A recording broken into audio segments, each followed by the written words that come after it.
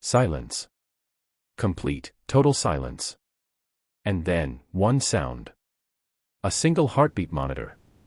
Slow. Steady. Alone in the dark. The night Camille lost her baby, her husband was in a hotel bar across town holding another woman's hand. And the worst part, the part that even now, years later, still settles somewhere deep in the chest of everyone who hears this story, is that he genuinely believed he had done nothing wrong. He believed that so completely, so comfortably, that he did not even lower his voice when he explained himself the following morning. He sat at their kitchen table and spoke in the measured tone of a man who has already written the version of events he intends to live with. He expected her to receive it the way she had received so many things before, quietly, with the kind of understanding that had become, over years, her most exhausting performance. But that night was different. That night had broken something that could not be repaired by explanation or apology or the particular brand of tenderness Damon Whitfield deployed whenever he needed her to stay. And what she did in the weeks that followed, quietly, deliberately, without rage and without theater, changed her life so completely that the woman she became is barely recognizable to the woman who drove herself to that emergency room alone, bleeding through her clothes, at 12:51 in the morning, with 19 unanswered calls going out and not one coming in from the men who had promised before God and 2 families to have and to hold her. His name was Damon. Damon Whitfield. CEO of Apex Freight Group, one of the fastest-growing regional logistics companies on the East Coast. The kind of man whose name opened doors before he had finished walking through them. He had built Apex from a 3-truck operation he started in his late 20s with a business plan written on a legal pad and a line of credit he had no real right to be approved for, into a company with over 200 employees and contracts with some of the largest retailers in the Southeast. He had done it without a trust fund, without a safety net, without anything except a particular refusal to accept the possibility of failing. That quality was magnetic in a boardroom. It was compelling at a cocktail reception. And it was, inside a marriage, something far more complicated than either of them understood when they first stood across from each other in a room full of strangers and decided to look twice. But before any of that, before the marriage, before the hotel bar, before the hospital, there was Camille. And Camille deserves to be understood fully, because the world has a habit of encountering women like her only at their lowest point and beginning the story there, as though the emergency room is the beginning rather than the crisis in the middle of a life that was rich and directed and entirely her own before someone else's gravity bent it out of shape. Camille grew up in Decatur, Georgia. Third of 4 children in a household built on 2 working parents and a set of values that were never posted on the wall but were present in every room. You showed up, you worked hard, you took care of the people who needed you, and you did not complain about the cost of any of it. Her mother was a registered nurse who had worked double shifts for 22 years and had never once described her life as a burden. Her father drove 18-wheelers for a regional freight company and was home every weekend without exception, sitting at the head of the Sunday dinner table. He showed up. That was the central fact of her father's love, and it became, without her fully realizing it, the standard against which she would measure every important relationship in her life going forward. She grew up believing, as deeply and unquestioningly as she believed the floor would be there when she stepped out of bed, that the people who loved you showed up when you needed them. She graduated salutatorian of her high school class, earned a full academic scholarship to Spelman College, double majored in business administration and communications, and by 26 she was a mid-level marketing strategist at a firm in Midtown Atlanta earning a 6-figure salary she had built from nothing. Her own apartment. Her own car, paid off. A savings account she contributed to every month without being told to. She had a 5-year plan and the plan was working and she knew it, and that knowledge lived in her quietly, like a warm thing she carried without needing to show. She was also someone who knew how to love people. Not in the performed version of love that fills up public spaces without touching anything real, but in the actual way, the way that requires attention and memory and a willingness to show up for ordinary moments that no one will ever photograph. She remembered the details of the things people told her. She showed up for birthdays and crises and ordinary Tuesday evenings when a friend just needed another voice on the line. She was the kind of woman you could call at midnight and she would not sound inconvenienced. She brought this quality of attention to the people she loved without calculation and without ledger keeping.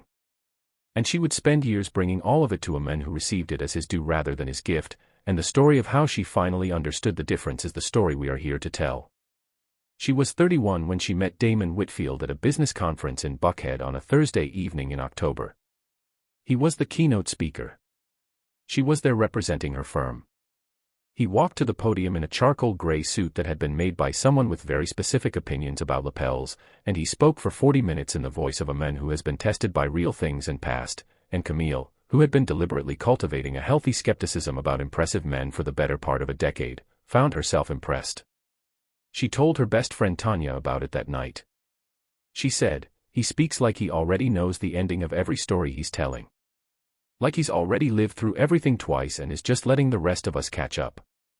Tanya said, "That sounds either very impressive or very dangerous." Camille laughed. She did not know yet that both things could be true at the same time about the same person. He found her at the cocktail reception and walked straight to her as though he had been looking for her specifically. He extended his hand and said, "You were the only person in that room who looked like you had a counterargument ready. I want to hear it." She gave it to him. He listened without interrupting. He pushed back twice with specific points she couldn't easily dismiss. And then he asked if she would like to continue the conversation over dinner the following Friday. She said she would think about it. She thought about it for 4 hours and texted Tanya, "I'm going." Tanya replied in 3 words, "Do not disappear." Camille smiled and did not ask what she meant, because on some level she already knew. The courtship moved deliberately. Everything about Damon Whitfield was deliberate. Within 3 months they were together every weekend. Within 6 he had introduced her to his parents, both still married, both immediately and genuinely warm toward Camille in a way that registered with her, because she came from people who stayed, and she wanted to be with a man who came from people who stayed. He remembered after she told him once exactly how she took her coffee. He responded to her messages quickly. When he said he would be somewhere, he was there. He was present in all the ways that presence announces itself in the beginning of something, and Camille, who understood the value of presence better than most people she had ever met, received every instance of it with a gratitude she did not entirely hide. There were small things, even then. His phone was always face down when they ate together. He described this as discipline. He had trained himself to stay present during personal time and not let work bleed in. She respected that. What she noticed less consciously was the occasional moment when the face-down phone buzzed and something behind his eyes shifted, a small, fast change that moved through his expression and was gone before it could be identified, before he looked back at her and smiled. She noticed. She filed it without a label. She moved forward. His secretary was named Piper Calloway. Australian, mid-30s, she had been with Apex Freight Group for 4 years by the time Camille entered Damon's life in any serious way. Damon spoke about Piper the way some men speak about extraordinary colleagues, with a specific, detailed admiration that communicated something slightly beyond professional appreciation. Piper had caught a billing error in the Memphis contract that would have cost the company $40,000. Piper had rebuilt his entire travel schedule in 2 hours when a deal in Houston collapsed. He said once, with easy certainty, "I genuinely could not run this company at this pace without her." Camille heard this and filed Piper in the category of professional relationship, and moved the filing cabinet to a room she did not often visit. She had decided, before she had any particular reason to make this decision, that she was not going to be the kind of woman who felt threatened by competent female colleagues. She kept that decision, with some pride, even as the references to Piper multiplied. Even as the name began appearing in more and more of the gaps in Damon's schedule. Even as something she could only name much later began to take shape in the part of her mind she had taught herself not to visit. He proposed 18 months after they met, in Decatur, at the park near her childhood home. He got down on one knee beside the bench where her father had taken her on Sunday walks, and he said, "I want to build something real with you. I want us." She said yes before the sentence was finished. She called her mother from the parking lot. She sat in his car and cried the kind of tears that carry relief in them, the relief of having waited long enough for the right thing, of having arrived at something she had been moving toward without fully knowing its shape.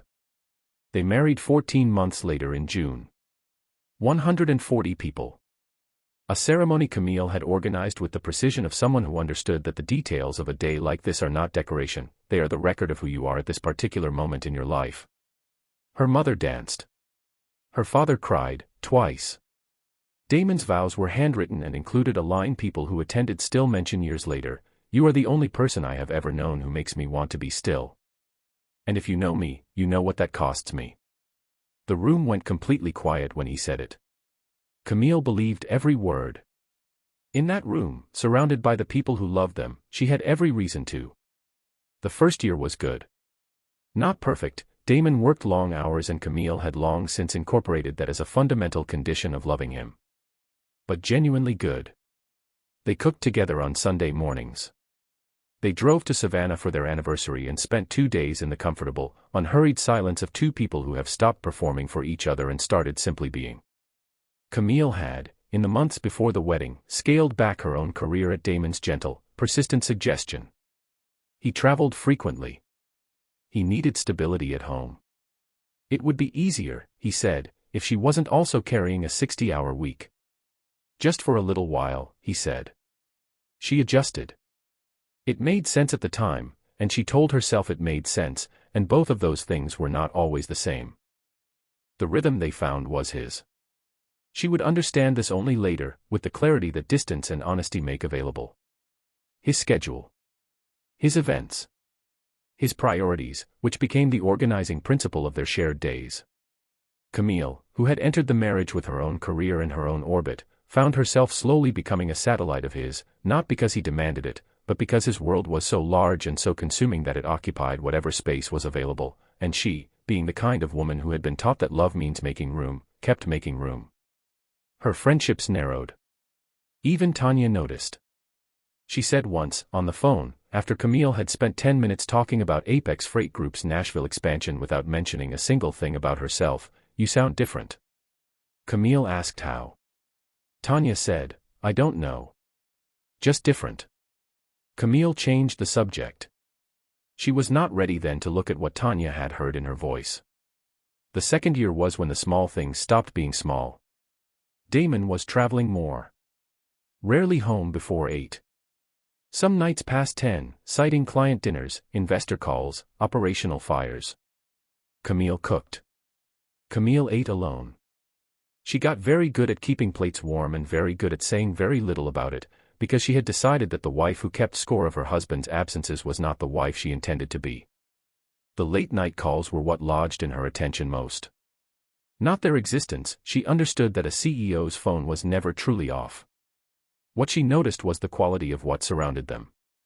The way he took them in another room, in a voice kept deliberately low.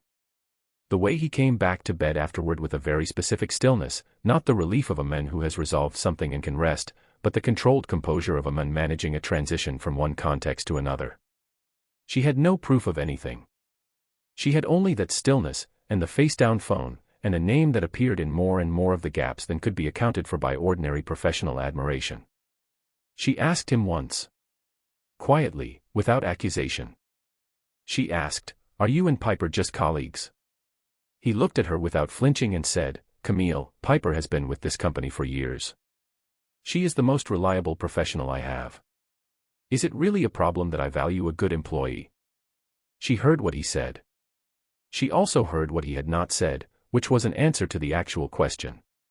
He had answered a different question than the one she asked, with the fluency of someone who has had practice doing exactly that. She noticed. She filed it. She went to bed. And she thought about the specific skill of answering a question without answering it, and she felt something settle in the back of her mind with the patient, undemanding quality of something that knows it will eventually be acknowledged. She threw herself into things during this period. She redesigned 2 rooms of the house. She took a digital marketing certification online. She went back to a literacy nonprofit in Southwest Atlanta on Saturday mornings where she tutored adults learning to read for the first time. She called her mother more. She did all the things a woman does when she is trying to stay above water without admitting to anyone, including herself, that the water is rising. She held herself together with the particular quiet of a woman raised not to complain about the cost of her choices, which meant she could not always tell the difference between dignity and the slow suffocation of needs that were never voiced and therefore never met. And then, in the 3rd year of their marriage, she found out she was pregnant. A Wednesday morning in February, alone in the bathroom while Damon was at an early breakfast meeting. 2 lines. Clear. She sat on the edge of the bathtub and stayed there for a while, just breathing, letting it become real at whatever pace she could absorb. And then something moved through her that she had not felt in longer than she wanted to calculate. Something simple and uncomplicated and forward-facing. Hope. Not the careful, qualified kind that had become her default over the previous year. The plain kind. The kind that does not run the risk assessment before it lets you feel it. She told him that evening. She had cooked. She had lit candles. She was still, even then, the kind of woman who lit candles for the men she loved, which tells you something about the remarkable persistence of hope in the face of evidence. She had placed the image from the digital test inside a small card she made herself. He read it at the kitchen table. He looked up. His eyes were completely unguarded. Open. The eyes of the men from the park indicator. For real. He said. For real, she said. He stood up and held her, and the phone on the counter did not move, and the evening was entirely theirs in a way evenings had not been entirely theirs for a long time. For several weeks, everything changed. He came home for dinner. He put the phone down at the table. He downloaded a pregnancy app and read about fetal development with the focused attention he brought to things he genuinely cared about. He talked about the kind of father he intended to be, not a replica of his own, but something more present, more deliberately there. He said Apex could survive without him for a few weeks. He said he would restructure. He said things Camille needed to hear, and she heard them, and she believed them, and for several actual weeks of their actual marriage the thing that had been slowly coming apart began to feel, tentatively and then more certainly, like it might hold after all. But patterns are not broken by circumstances. They are paused by them, at best. Within 6 weeks of the announcement Damon was traveling again. Within 8 the late-night calls had returned. Within 10 the references to Piper had resumed with the same frequency and the same specific quality. Camille had learned to recognize the way you learn to recognize a particular sound in a house, not loud enough to name, but impossible to stop hearing.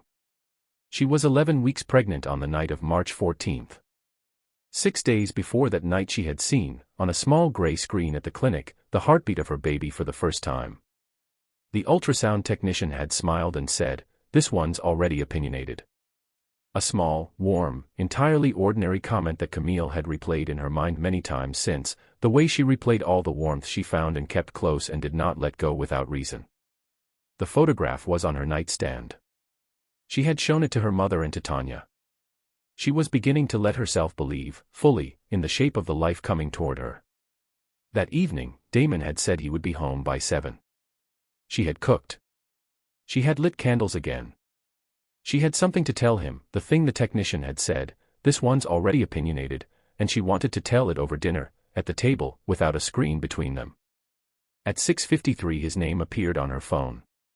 She answered on the second ring. His voice was apologetic in the specific way of someone who has already made the decision and is delivering it as news. Piper was having a very bad night. She had broken down at the office. The stress of a major deadline had pushed her to a point where she could not be left alone. He would be home as soon as he could. He was sorry. He loved her. Camille said okay. She said she understood. She said she would keep dinner warm. She hung up, stood in her kitchen, looked at the candles she had lit, and she blew them out. One by one. With the steady breath of a woman who has had a great deal of practice rearranging her expectations on short notice. She put the food in containers. She washed the dishes. She went to bed at 10:15. She turned off the light at 10:52. She lay in the dark in the particular silence of a house that holds one person who should not be alone in it. She woke at 12:37 in the morning with a pain that was different from anything this pregnancy had produced before. Sharper. More insistent. The kind that carries information in it, that speaks a language the body understands before the mind catches up. She lay still for a few seconds, performing the ordinary human ritual of telling herself it was nothing. The pain came again. She sat up. She turned on the lamp. The ultrasound photograph was right there on the nightstand, looking back at her in the low light. And she knew, in the way that is beyond words and below argument, that something was wrong. She called Damon. Voicemail. She called again. Voicemail. She typed a text, "Something is wrong, I need to go to the hospital, please call me." She waited. Her phone did not ring. The pain came again. She stood up, dressed herself carefully in the quiet bedroom, picked up her keys from the nightstand where the ultrasound photograph sat, and she walked out through their house and got into her car and drove herself to Emory University Hospital. Alone. At 12:51 in the morning. In pain. With 19 unanswered calls going out into a silence that was no longer possible to interpret as anything other than what it was. The emergency room waiting area was half full in the way that emergency rooms are always half full at that hour, a man with a wrapped hand, a woman holding a sleeping child, a teenager and his mother sitting very close together with the particular stillness of people who have entered a parenthesis they did not choose. Camille walked to the intake desk and told the nurse, quietly and precisely, in the voice of a woman trained since childhood to be clear in moments of crisis, I am 11 weeks pregnant and experiencing acute cramping and I believe I may be miscarrying. The nurse took her information, fastened a bracelet around her wrist, and told her to take a seat. Camille sat down in a plastic chair against the wall and put her hands in her lap and waited. She called Damon again at 1:17. Voicemail. At 1:34 he picked up. His voice had the particular quality of someone retrieved from an evening that had settled, not asleep, but somewhere past the urgency of the day, the slight unhurriedness of a man who has had a drink or two and gotten comfortable. She told him where she was. She told him why. There was a pause, the specific pause of someone being pulled from one version of their evening into another and taking a moment to manage the transition. And then he said, "Oh God. Okay. I'm coming. I'll be there." She said okay. She held the phone after the call ended and she looked at the waiting room around her and she watched the door. A nurse came and took her vitals. A doctor came and asked questions and pressed carefully on her abdomen and came and went. The fluorescent lights did their hospital thing, that particular suspended quality of 2 in the morning under institutional light, neither the night it was nor the morning it would become. The curtain that served as a door to the space they had moved her to did not open for the person it was supposed to open for. At 2:21 a different doctor entered, a woman, older, with reading glasses on a chain, the face of someone who has made it her work to deliver unbearable information with both honesty and care. She sat down across from Camille and she looked at her directly, because Camille deserved to be looked at directly, and she told her. The pregnancy was no longer viable. The miscarriage had begun. There would be monitoring. There were medical options to discuss. There was a social worker available. And then, did she have someone she could call to be with her? Camille looked at the doctor and said, "My husband is on his way." He was not on his way. At 3:17 in the morning, while Camille lay in a hospital bed in a curtained bay at Emory University Hospital, having just been told that the baby she had privately named in her own heart, the baby whose heartbeat she had watched on a screen 6 days ago, the baby she had lit candles for, was gone, her phone screen lit up. A text message. From Damon. It read, "How are you feeling? Piper's finally calmed down. I'm heading home." Read that slowly. She was in a hospital bed. She had just lost their child. She had been alone in that emergency room for 2.5 hours with an empty chair beside her bed that had been empty the entire time. And his text asked how she was feeling, as though it were already over, as though she were on the other side of something that she was in the middle of, and it told her Piper had finally calmed down, and that he was heading home. Not to the hospital. Home. She read it. She set the phone face down on the blanket beside her. She looked up at the ceiling, the white institutional ceiling with the fluorescent panel that hummed at a frequency you could only hear if the room was quiet enough. The room was very quiet. She looked at that ceiling for a long time. She did not cry. Not then. The crying would come later, in weeks of waves she could not predict. But in that moment she was still. Completely still. Not the stillness of someone who has broken. The stillness of someone who has just received all the information she needed. Something in her went very quiet and very clear. Like a room after all the noise has stopped. Clear all the way down. She was discharged in the early morning. She drove herself home through streets just beginning to surface from the dark, the first birds starting, the sky changing at the edges in the way it does before anyone has asked it to. Damon's car was in the driveway. She parked beside it and sat in her car for 27 minutes. She counted, because she had always been precise about numbers when everything else felt beyond measurement.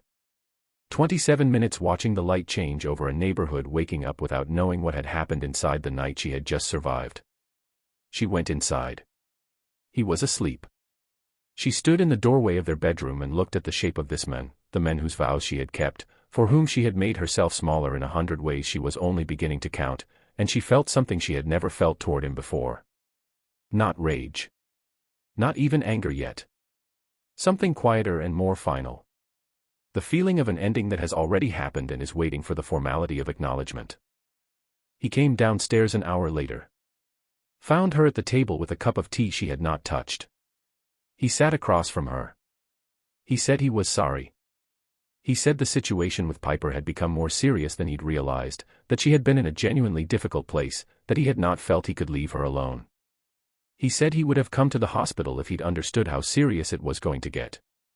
He said all of this with the practiced fluency of a man who has had hours to arrange the version of events he intends to offer, and who expected, as he had expected many times before, to be received. She let him finish. When he was done, she asked one question. Just one. She asked where, precisely, he had been at 3:17 in the morning when he sent that text.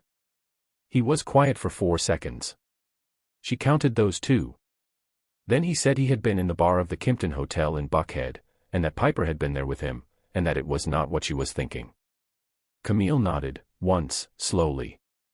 The nod of a woman who has just received information that confirms something she has known at a depth she was not quite ready to access until this moment. She said she was going to take a shower and sleep and then call her mother. He reached across the table and put his hand on hers. She looked at his hand on her hand. She did not move it away. She also did not hold it.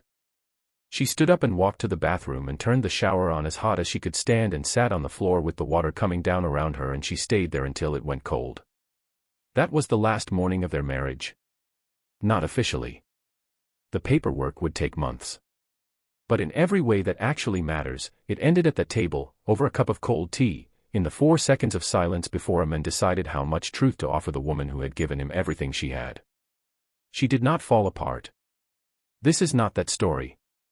She grieved, deeply and physically, and with the full weight of what miscarriage actually is, which the world has a persistent and damaging habit of minimizing. Research from organizations dedicated to pregnancy loss consistently documents that miscarriage is one of the most emotionally devastating experiences a person can live through, and yet women are routinely expected to absorb it quietly and recover on a timeline organized around everyone else's comfort. 1 in 4 pregnancies ends this way. 1 in 4. And the women who live through it are expected to grieve in the margins, without making too much of a thing of it. Camille had lost her baby while alone in a hospital bed. She had lost it in the compounded way of a woman who not only had to absorb the medical reality but had to do so without the person who was supposed to be there, which transforms an already devastating loss into something that lives in the body and the memory in a different, deeper way. She was allowed to take as much time as she needed. She took it. Before we go any further, let us know in the comments where you are watching from. We would genuinely love to hear from you. And if this story is staying with you, please hit that subscribe button right now so you never miss any of our upcoming videos. Because there are more stories like this one, and they all deserve to be heard. Her mother came that first day. Drove from Decatur and sat beside her daughter on the couch for 4 hours without saying much and without trying to fix anything that could not be fixed. Sometimes that is the only medicine there is. Tanya called every day. The people who had been there before Damon were still there, and Camille let herself be held by them, and she let herself remember that she had not lost them even in the years when she had let them drift to the edges of her attention in order to make more room for a marriage that had been quietly, steadily asking her to disappear. While she grieved, she thought. Clearly, in a way she had not fully permitted herself in years. Grief of this kind, the final grief, the one that arrives when there is nothing left to protect, burns through whatever you have been using to keep yourself from seeing clearly, and leaves you very awake in its aftermath. She went through the phone carrier records they shared. The call volumes between Damon's number and Piper's told a story without requiring interpretation, surging in the months surrounding her most vulnerable moments in ways that had nothing to do with freight logistics or operational emergencies. She found credit card statements showing recurring charges at the Kimpton Hotel in Buckhead on evenings when Damon's explanations for his absence had been something other than that. She found a pattern so consistent and so deliberately maintained that looking at it clearly was like stepping back from a building you have been standing too close to and suddenly seeing its entire shape. She looked at it for a long time. She wrote it all down in a notebook with the small, careful handwriting that had always been her way of thinking through things that mattered. And when she had written it all down, she closed the notebook and sat in the quiet, and she felt, beneath the grief and beneath the anger that was finally beginning to arrive where it belonged, something she had not expected. She felt the first solid ground she had stood on in years. She consulted a divorce attorney 2 weeks after the night in the hospital. Her name was Eugenia, recommended by Tanya, a woman with the specific quality of competence that reveals itself not through volume but through precision. Camille did not tell Damon. She began preparing the way she had always prepared for things that mattered to her, thoroughly, without panic, with the methodical focus of someone who has chosen a direction and is simply executing. She opened a bank account in her own name. She reached out to her former employer, who responded within 2 days with genuine and specific enthusiasm about her return. She went back to the literacy nonprofit on 3 consecutive Saturdays, and walking through the doors of the community center she felt something she had not expected to feel so immediately. She felt herself. The version of herself that existed before she had organized her life around being Damon Whitfield's wife. That version had not gone anywhere. She had been here the whole time. Waiting. 6 weeks after March 14th, on a Thursday evening in late April, Camille sat down across from Damon at the kitchen table for the last time. She had a folder in front of her. She did not open it. She looked at him and said, "I know everything. I have known more than you thought I knew for longer than you realize. And this is not a conversation where I need you to explain yourself. I am telling you it is over. My attorney will be in touch with yours." He went through every stage that men in his position tend to go through. The denial, she was misinterpreting things, there was nothing to know. The minimization, even if something had developed, which he was not admitting, it had not been what she was imagining. The bargain, counseling, changes, whatever she needed. The appeal to the years and the life they had built together. And then the quiet. He went quiet and looked at the folder and did not ask her to open it. When he went quiet she said, "I don't think you are a bad person, Damon. I think you are a person who decided, a long time ago, that your needs were more important than mine, and you practiced that decision until it stopped feeling like a decision and started feeling like the natural order of things. But I was always here. With my needs. With my losses. With candles I kept lighting. And you were always somewhere else." She picked up her keys. "Please don't call me tonight." And she walked out. She stood on the porch for one moment in the April evening air and took a breath and then another, and then she walked to her car and drove to Decatur. Her mother opened the door before she knocked, because she had been watching for her, and she pulled Camille inside and made her tea that was actually hot and sat beside her and said, "You did right, baby. You did exactly right." Camille sat in her mother's kitchen and held the cup with both hands, and for the first time in 6 weeks she allowed herself to cry, not just for the baby, though the baby was in all of it, woven through everything, but for the marriage she had believed in, and the years she had reorganized herself around, and the candles she had kept lighting, and the chair that was always empty, and all the small things she had filed away over years that had added up, in the end, to the shape of what she had actually been living in. What happened to Camille is not the story of an exceptional cruelty.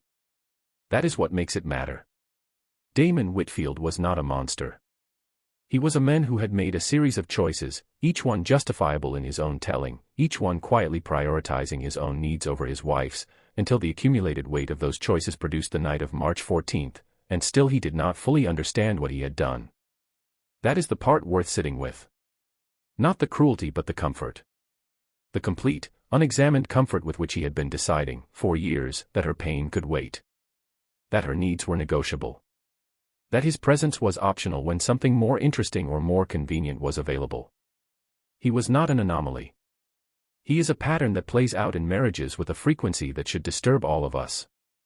Research on emotional neglect within marriage consistently finds that what Camille experienced is not rare. The slow erosion of a woman's sense of self within a partnership to a high-achieving partner. The normalization of her needs being treated as secondary. The accumulated total of 1,000 small moments, the dinner that went cold, the birthday he arrived late to, the grief he was not present for, the pregnancy he was not there to protect. These things happen quietly. They do not announce themselves. And the women inside these patterns are often, like Camille, the opposite of what the word victim suggests.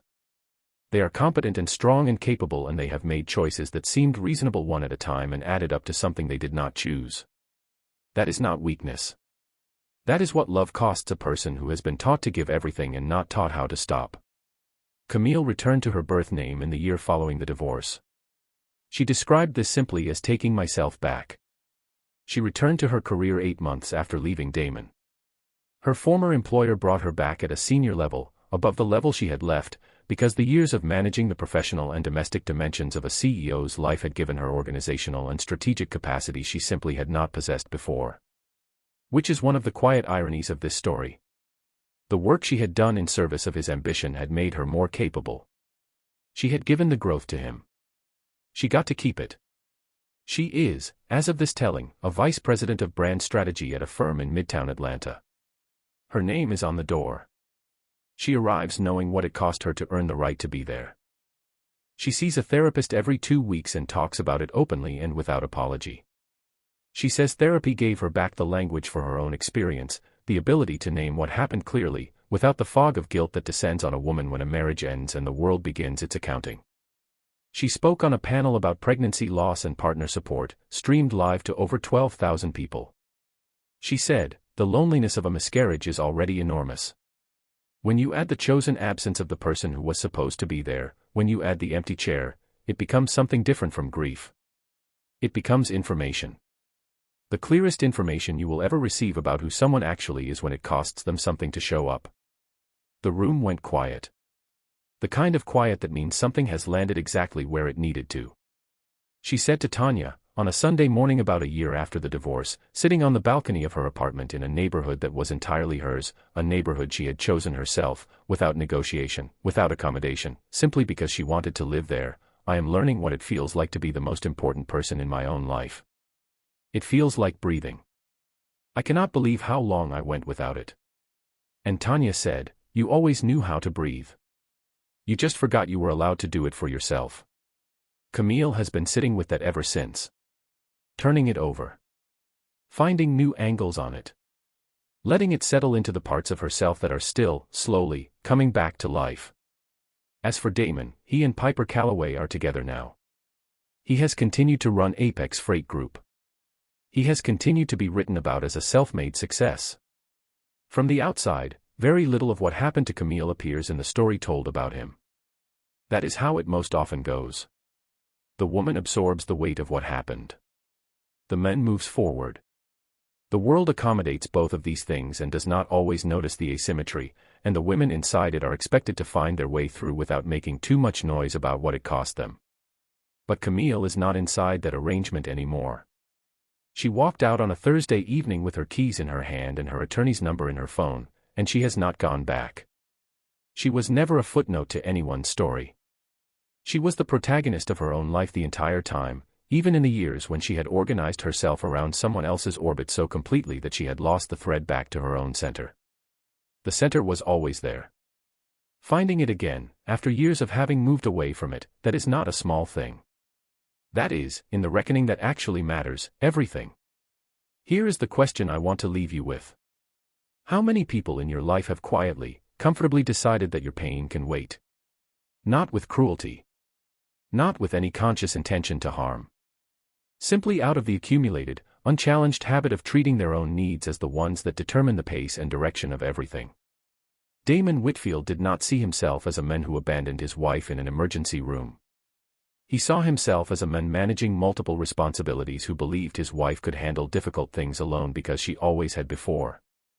She had always handled them alone because he had never shown up to share the weight. Her capability in those moments was not strength freely chosen. It was necessity made habit. It is what happens when a woman learns, so slowly and so completely that she forgets she is learning it, that no one is coming. And adjusts to that reality so gracefully that the people around her mistake the adjustment for contentment. Camille sat in that emergency room alone for 2.5 hours. She watched the curtain that served as a door and it did not open for her. She drove herself home at dawn.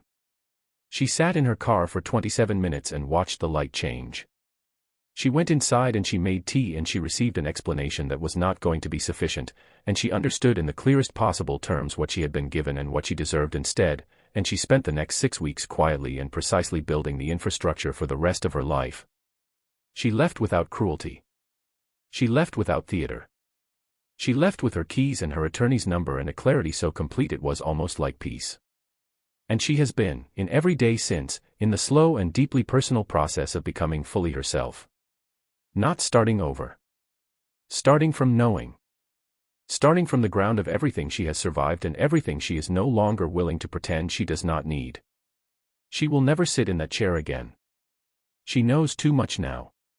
She knows what the empty chair means. She knows what the face-down phone means. She knows what 4 seconds of silence before an answer means. She knows what it means when someone answers a question that is different from the one you asked. She knows what it means when a person who promised to hold you decides, in the moment when the holding costs them something real, to be somewhere else. She carries that knowledge not as bitterness, she has worked too hard for that, but as precision. The kind of precision that does not make you smaller or less willing to love, but more clear about what love actually requires of the people you allow to receive it. If this story stayed with you, if you found yourself anywhere in it, if any part of Camille's experience felt familiar, please share it. Put it somewhere someone who needs it can find it. Leave your thoughts in the comments. Let us know where you are watching from, because stories like this one travel farther than we think they do, and they land in places we never expect, and they find people in emergency rooms and quiet kitchens and Saturday mornings who needed to hear that they are not alone and that what they have been surviving has a name and that there is a Thursday evening in April waiting for them too, if they are ready to walk toward it. And please, if you have not yet subscribed to this channel, do that now, because we are going to keep telling stories like this one. Stories about the lives that happen behind the lives that are visible. Stories that deserve to be heard. Thank you for staying with this one all the way to the end. Camille waited in that room for 2.5 hours. You stayed for 50 minutes. I do not think that is a small thing.